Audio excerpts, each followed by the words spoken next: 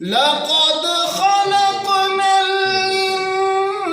الإنسان في أحسن تقويم ثم رددناه أسفل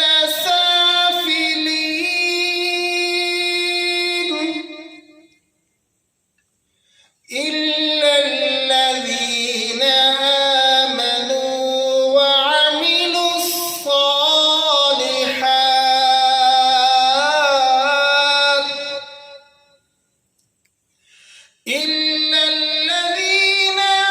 آمنوا وعملوا الصالحات فلهم أجر غير ممنون فمن